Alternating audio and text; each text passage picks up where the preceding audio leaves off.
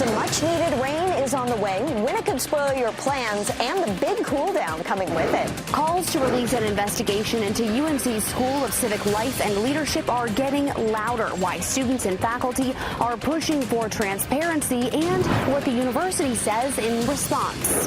And these days, you can bet on just about anything. A Fort Bragg soldier charged with using classified information to win a bet on top secret military action. If you're thinking that doesn't sound right, you're not alone. So where do we go from here? Let's take a trip to Murph's Turf. All righty, it is Friday. This is WRAL News at 7 o'clock. I'm Dan Haggerty. Great to have you with us. So much to talk about tonight, like that Fort Bragg soldier who made thousands of dollars, hundreds of thousands of dollars, betting on Nicolas Maduro's capture. It's a weird story. We're going to explain, and you're going to see a lot of your emails popping up during this newscast as we talk about these different topics. And that's because we want your ideas to drive this newscast. So please join the conversation, 7 p.m. at WRAL.com. First up, though, is the rain that's on the way this weekend. And thank goodness, here she comes. Beautiful. It might not be a ton of rain. It might not be for everyone. Not everybody's going to see the rain, but it is something. Kat, this is exactly what we need right now during this drought. We need any rain that we can get, Dan, and it is a beautiful night out here at the WRAL Gardens. You're still going to have gorgeous weather like this during much of the day tomorrow. I'll show you when the rain arrives here on our latest run of Futurecast. Tomorrow morning, 8 a.m., all is quiet, all is dry, and it's likely to stay dry throughout the first half of the day. Lunchtime, still dry. We could see a storm or two pop up, a shower or two, as we head into 3, 4, 5 o'clock. But our better chance for rain is likely to come around and after dinner time and likely to continue into tomorrow night. Even after that, we're likely to see some rain, some of it sticking around into early Sunday morning as well. So just a heads up, you could see a little bit of lingering rain into Sunday. Back out here live on the WRAL weather patio, we have Heritage High School out here for their prom. We've got some formals out here tonight as well. And I would say we have every color of the rainbow out here as well as kids get ready to go to prom. Luckily dry for now, but we still have that rain this weekend, Dan. On today's big headlines and the 5 things that you should know right now. So we now know that the former Chapel Hill police officer accused of planning a mass shooting in New Orleans expressed interest in harming black people. This is according to investigators. They say he was headed to a New Orleans jazz festival with plans to carry out a mass shooting. He was arrested in Florida. A man faces charges after a shooting at a Rocky Mount Food Lion. This is Eric Patrick. He was arrested and charged with attempted murder, armed robbery, and assault. That shooting happened last month at the Fairview Road location. Starting today, water restrictions in Fuquay Arena. If your address ends in an even number, you can water on Tuesdays, Thursdays, and Saturdays. If it ends in an odd number, then your days are Wednesdays, Fridays, and Sundays. The Department of Justice dropping an investigation into Federal Reserve Chair Jerome Powell. Powell was under investigation for his handling of the renovations to the Federal Reserve building. Senator Tom Tillis threatened to hold up the nominations of the next Fed chair unless this case got dropped. A big project in Wake County is currently paused. The Salem Streetscape in Apex, that project hit a lull because of some electrical concerns, as it's being explained. The project now has to make some design tweaks because of those issues. The mayor says the project, though, remains on schedule.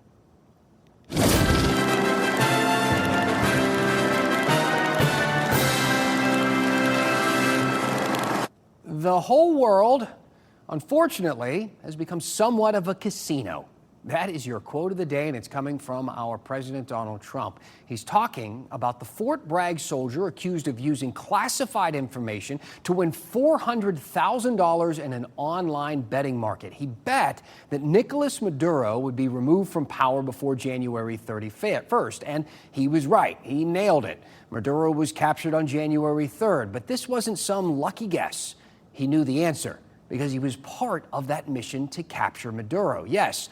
You can bet on stuff like this. Here's what one of the Polymarket questions was, as we're kind of rolling through some of this stuff. The question: Maduro would be out by January 31st or February 28th. Those are the questions. Master Sergeant Ken Van Dyke, he bet $33,000 on this, and he won $400,000. And this wasn't the first time. Van Dyke actually traded stuff like this before, 13 different times. Polymarket flagged this one, investigated it, and the DOJ made an arrest. It is a crazy story.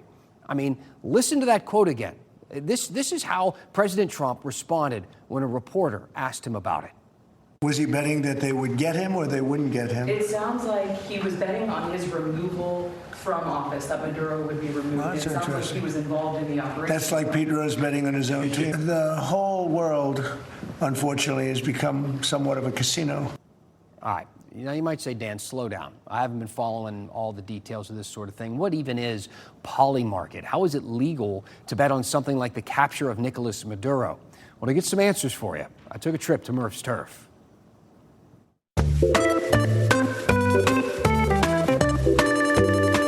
Murph, I need your help. I'm good. I need your help understanding something. These apps where you can bet on absolutely anything, why are these a thing? Why are we allowed to do this?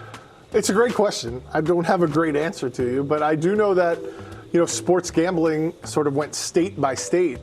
And these guys, these prediction markets, Kalshi, Polymarket, have sort of jumped on top of all that.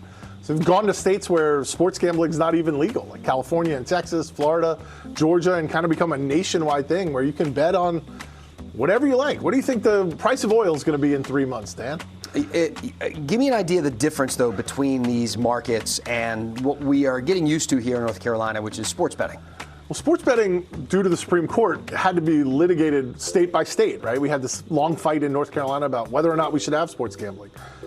These prediction markets, Kalshi, Polymarket, are probably the two most popular. Those are regulated at the federal level by the federal commodities. And so they're treated just much differently. They don't pay taxes to the state like these sports gambling companies do. And the breadth of what they can offer you to gamble on includes politics, business. You can pretty much gamble on anything you want, as we've seen, right? You can gamble on the price of oil, which is being directly impacted by the war in Iran. You can gamble on what's going to happen in Venezuela, which is directly impacted by whether or not the United States takes action in Venezuela. So it's kind of anything goes. Here's the thing. I was bringing this up to my 9-year-old son. And when I explained the way this works, he said to me, that sounds like a bad idea. Right? You can be a child and understand the problems with this sort of thing. Is there any legislation, anything coming down the line to stop this in some way? There's not. I think Congress is going to look at it. There's been a lot of lawsuits in states that have passed sports gambling. They say, well, you got to come through us, and we're getting varying rulings on that. Everyone expects this is going to get to the Supreme Court. Probably not this year, probably not next year, but at some point soon.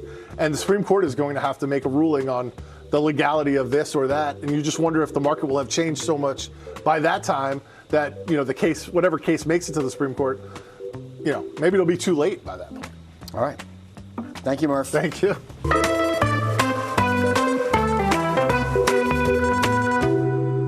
Now look, one thing that's been really interesting is to look at how members of Congress are kind of responding to this story, to that soldier accused of using that classified information to win a bet. And their comments aren't really going to make you feel any better about it.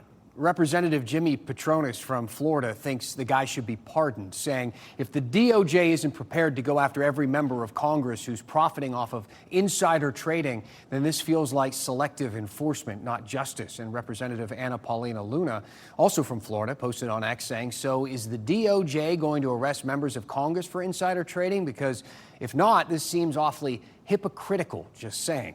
So you get two members of Congress acknowledging that other members of Congress are making money from insider trading. This is something that many people have been calling out and worried about for years. In 2022,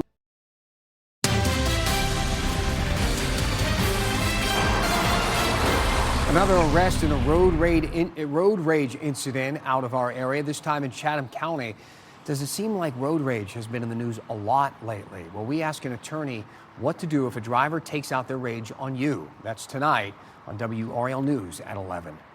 Students, faculty, and WRAL, we keep pushing UNC to release some results of an investigation into one of its schools. Maybe you've heard about this or you remember it being in the news. The School of Civic Life and Leadership. A review costing the university $1.2 million wrapped up earlier this year, but that full report still hasn't been released. It hasn't come out. WRAL is part of a lawsuit now demanding that report to be made public. WRAL's Monica Casey explains why those details are important and what the university has to say about all this. 400 pages. Where'd they go? Students have a right to know. Calls for transparency about a recent report investigating UNC's School of Civic Life and Leadership are getting louder. Most of its original faculty have left. Its co-founders have resigned. They're hiding it. We see the release of the investigation not as the end goal, but as a step towards transparency and accountability for the School of Civic Life and Leadership. Kirsten Hackman is a member of Sunrise UNC, one of the groups calling for the report's release. They cite attorney-client confidentiality, and they say they're protecting people who came forward to speak to them. What is your response to that? If those clients then have backlash from Skill, that's just proving the point of the investigation and is going to shine a broader spotlight. The school has caused controversy on campus since its creation by Board of Trustees members. The UNC Faculty Council passed a resolution calling for clarity on the faculty input needed to establish new schools. All in favor of this amendment? Say aye. The Faculty Council also passed a resolution calling on the Chancellor to release the report. Okay, the motion carries. That resolution asks the university to specify plans to remedy any irregularities of Skill's establishment, hiring practices, and the actions of its dean. A group of media outlets, including WRAL, is suing UNC for the release of that report. Attorneys argue the report falls under public records law. UNC attorneys disagree. Reporting in Chapel Hill, Monica Casey, WRAL News. Thank you to Monica. As we turn back outside to meteorologist Kat Campbell. A beautiful night tonight, a beautiful day tomorrow, warm outside. We're finally getting a little bit of rain in the forecast. You know, it's a pretty good weekend forecast overall. A little something for everybody. We've got dry time, we've got a little rain, and then we cool down. And we also have the heat, so you'll settle into some hours that you probably like this weekend. 83 degrees right now in the Triangle, 85 in Fayetteville. Our high today, 90 degrees. Again, for the fourth time in the month of April, that's pretty significant and ties a record for the most 90-degree April days in our area. So here comes the front tomorrow. Out ahead of it, it's going to be mainly dry early in the day. Our high, 89. I don't quite think we'll get to 90 tomorrow due to a bit more cloud cover, but we could in Fayetteville, 89 in Rocky Mount as well. Rain moves from west to east across the state throughout the day. And then by Sunday, there could be some rain that lingers, especially in the eastern part of the state. It would be light and only early in the morning. So we still have dry weather for the Komen Race for the Cure tomorrow. Wonderful news as you're getting ready to participate. Temperatures will be in the upper 50s at 7 a.m. By 9 a.m., we warm up almost 10 degrees into the upper 60s. By 11 a.m., we're at nearly 80 degrees. We also have Relay for Life happening in Fenton. 8 a.m. 62, 10 a.m. 74. It's a beautiful day outside tomorrow. So get on out and support some really great causes in our area. We've got Boogaloo happening. We have Spring Days in Cary, and we also have Mount Olive Pickle Festival this weekend. So just try to get out early in the day tomorrow. A live look at the WRAL Garner Tower camera. Not too bad. It doesn't really look all that hazy. Wildfires that we are seeing right now are in the southeastern part of the state, and some of those wildfires from Georgia could bring a little smoke to our area overnight. Now, this isn't going to be terribly dense, though. Your fitness forecast hour by hour, we're in the upper 50s to start the day. By noon, 81 degrees, and then during the afternoon, upper 80s expected. It's a nice day tomorrow. If you want to get out and about, just try to do so early in the day before the rain gets here. Rain chances are at about 30% at 3, 4 o'clock, going up by 7 o'clock all the way to a 60% chance for rain tomorrow. You probably saw some folks behind me here on the WRAL weather patio. We have prom season in full swing. A lot of people out here taking their prom pictures tonight. Your 7-day forecast shows we'll have some good weather for that early in the day tomorrow, but we go up to a 70% chance tomorrow night, a 40% chance for rain early in the day Sunday. Rainfall totals, I would say, would average across our area around 1/4 inch. We've got another shot at some rain toward the middle of next week.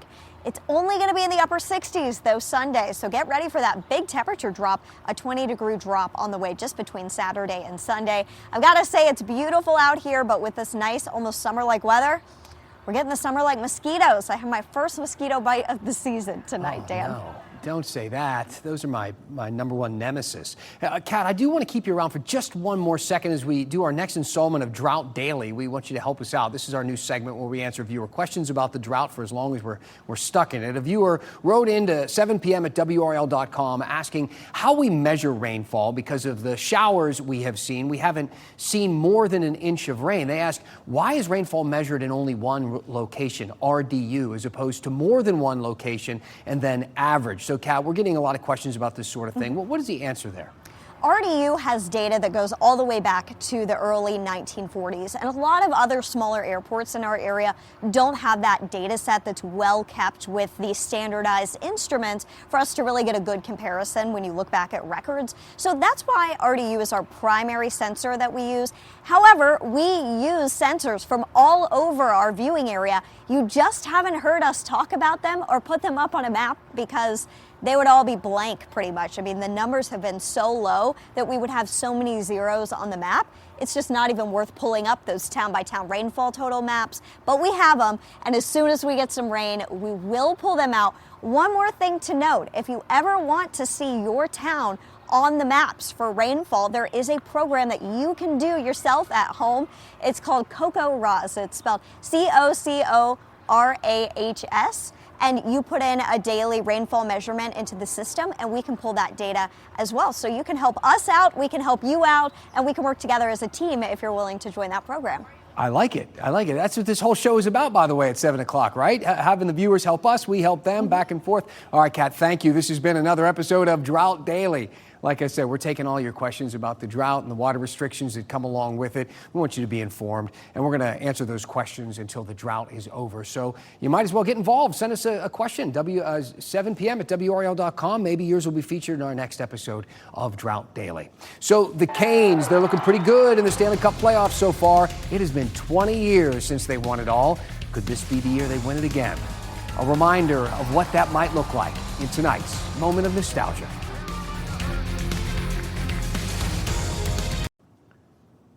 A win tomorrow sends the Canes into the second round. But could this be the year they win it all? We don't want to jinx it. All right, we're just having a little fun. Championships are really good for the fans and for business and for our sense of community as we take a look back at when they won it in 2006. Thanks for watching here at 7 o'clock. Have a great weekend as you watch your Friday Moment of Nostalgia.